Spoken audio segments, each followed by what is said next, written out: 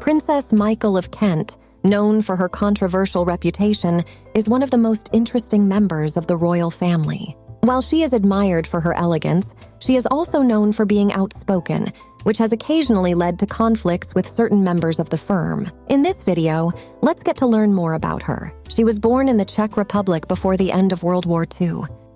Princess Michael of Kent, originally known as Baroness Marie Christine Anna Agnes Hedwig Ida von Reibnitz, was born on January 15, 1945, in Carlsbad, a well-known spa town now called Karlovy Vary in the Czech Republic. Her father was German Baron Günther Hubertus von Reibnitz, and her mother was Hungarian Countess Maria Anna Carolina Franziska Walburga Bernadette Sapari, who was a renowned skier and competed for Austria in the 1936 Olympics. Marie Christine inherited royal lineage from her mother's side, being a granddaughter of Princess Hedwig von Windisch-Graetz. However, she could also trace her ancestry on both sides of her family to prominent European families. She once claimed to have more royal blood in her veins than any person to marry into the royal family since Prince Philip. She was born during a tumultuous period, just a few months before the end of World War II.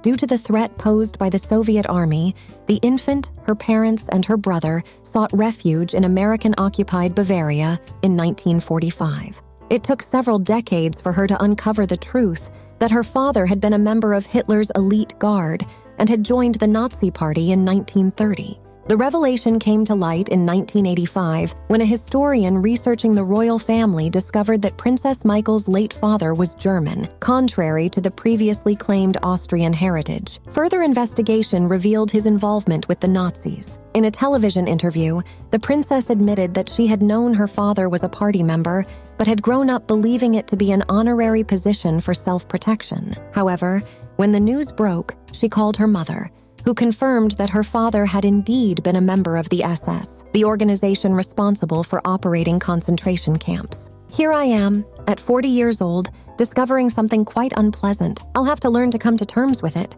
she remarked regarding the revelation.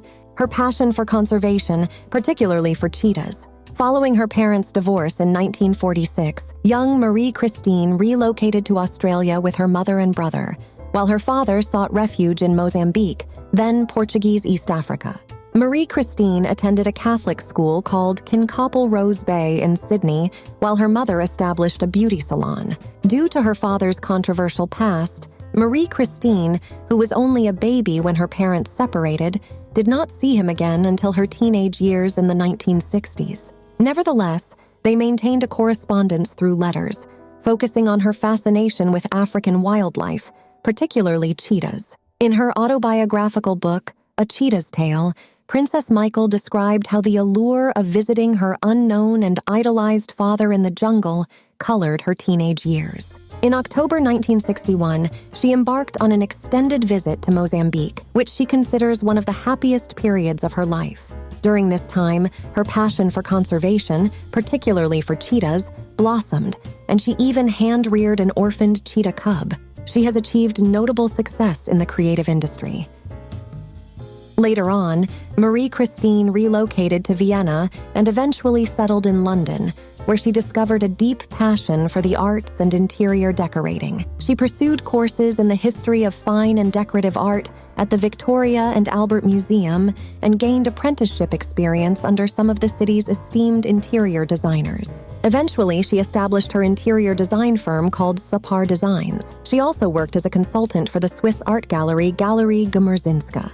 Additionally, she pursued studies in history, which later became influential in her career as a writer of nonfiction and historical fiction. In 1986, she released her debut nonfiction book called Crowned in a Far Country: 8 Royal Brides. This book delved into the personal lives of European princesses over 3 centuries who embarked on influential marriages in foreign lands. Following her first publication, she wrote 2 more nonfiction books. One focused on the histories of 5 royal mistresses, while the other delved into the life of her ancestor, Diane de Poitiers, who was the mistress of Henri II of France. Over 2 decades, she also has dedicated herself to a thriving career as a lecturer, sharing her expertise on diverse historical topics. She has delivered lectures at prestigious institutions worldwide, including the French Institute in New York City, the Metropolitan Museum, and Sotheby's in the United States. Additionally,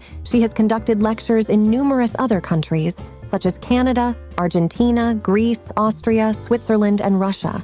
These engagements have encompassed commercial ventures and charitable endeavors, frequently occurring at esteemed venues like museums, universities, and galleries.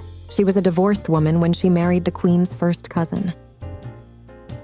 Marie Christine met her first husband during a boar hunt in Germany. Thomas Trubridge, an English banker and the brother of a baronet, caught her attention. They exchanged vows on September 1971 in London, but their marital union was short-lived, and they separated after 2 years. In 1977, they obtained a civil divorce. Afterward, Marie Christine crossed paths with Prince Michael of Kent, who happened to be a first cousin of Queen Elizabeth. Prince Michael's father, Prince George, Duke of Kent, was a sibling of King George VI, the Queen's father. Despite their affection for each other, there were obstacles to overcome. Marie Christine was a divorced woman who also followed the Catholic faith. Since the time of Wallis Simpson, no divorced individual had married into the royal family. Moreover, due to the Act of Settlement of 1701, which prohibited anyone who married a Catholic from ascending to the throne, Prince Michael of Kent, who was then 15th in line for succession, had to renounce his right to the throne to marry Marie Christine. However, the situation changed with the enactment of the Succession to the Crown Act in 2013, although Prince Michael now holds the 52nd position in the line of succession. Pope Paul VI granted an ecclesiastical annulment for Marie Christine's first marriage in 1978. A month later, on the 30th of June 1978, she and Prince Michael entered a civil marriage ceremony in Vienna. Prince Michael gave Marie Christine a sapphire and diamond ring made from stones that had belonged to his mother, Princess Marina.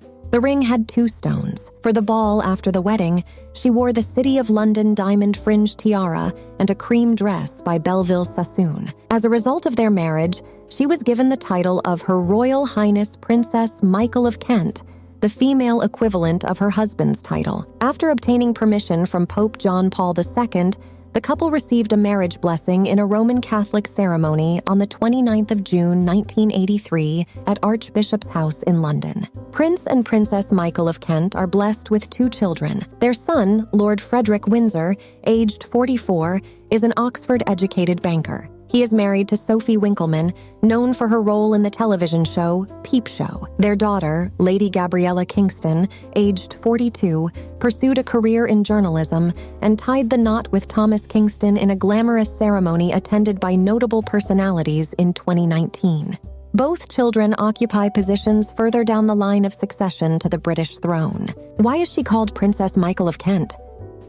The matter of titles within the royal family can be somewhat intricate, resulting in Prince and Princess Michael of Kent appearing to share a name. When marrying a prince, a woman has the right to be styled as a princess. However, since she was not born into the royal family, she cannot simply add the title to her birth name, Marie Christine. Instead, she assumes the feminine form of her husband's title and name, similar to the tradition of women adopting their husband's surnames. Technically, this holds true for the wives of other princes, including Prince William and Prince Harry. However, since princes often hold additional titles, such as Prince of Wales for William and Duke of Sussex for Harry, those titles tend to be associated with their wives' given names. Consequently, the wives are commonly known by these alternative titles. This is evident with Catherine, the Princess of Wales, and Meghan, the Duchess of Sussex.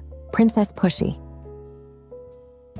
The nickname Princess Pushy is said to have been bestowed upon Princess Michael by Princess Anne, the late Queen's daughter. According to the 2020 documentary Princess Michael, the Controversial Royal on Channel 5, the nickname quickly gained popularity and was adopted by others. Princess Anne supposedly regarded Princess Michael as difficult, and royal expert Bidisha Mamata claimed that Princess Anne was the first to label her as Princess Pushy when Marie married her mother's cousin at the age of 28. In the Channel 5 documentary Royals at War, former press secretary Dickie Arbiter claimed that the nickname arose from Marie's assertive nature. Princess Michael addressed the nickname in a 2000 interview with The Telegraph, stating, "It comes up all the time, but nobody has ever given an incident where I have pushed.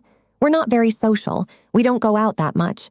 But they had to put a handle on me. I guess someone said she pushed her way into this family. I didn't. I held out for years, refusing to marry. However, she has developed a reputation that aligns with the playful nickname. According to Mamata, she did things on her terms, and as a result, other members of the royal family started referring to her as the Pushy Princess because she insisted on having things her way. Julie Montague, Viscountess Hinchingbrook, added that Princess Michael operated on her schedule and made demands, stating, "It was all on her timetable, not anybody else's." So she was very well known for turning up when she wanted to, definitely not on time, but also making demands. She kind of works and still does to her own agenda. RentaKentz.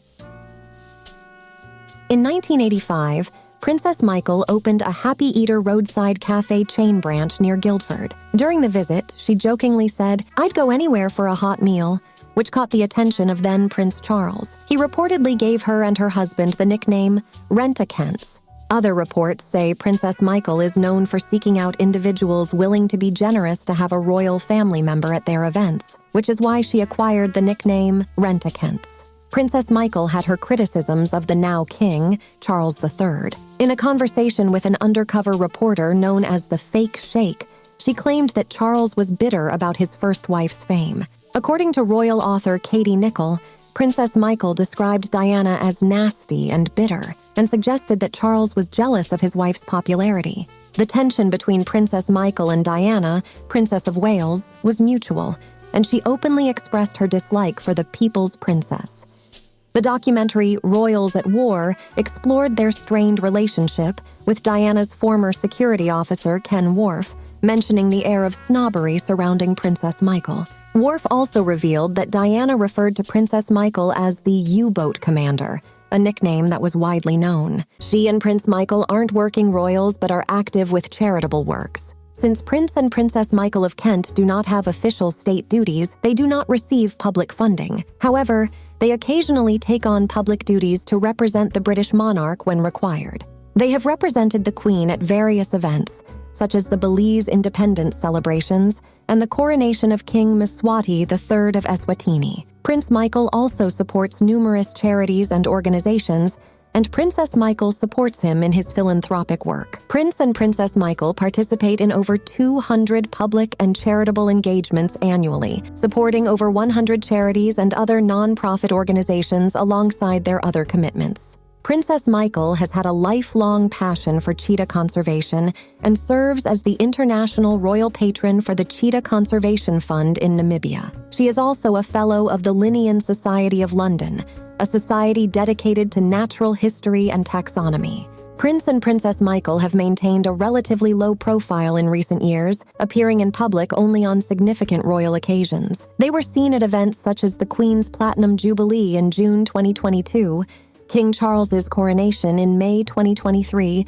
and recently attended Royal Ascot. What are your thoughts on Princess Michael of Kent? If you enjoyed this video, please show your support by giving it a thumbs up and consider subscribing to Modest Narratives for additional interesting content on the royal family. Feel free to explore the end screen for more videos about the Kents.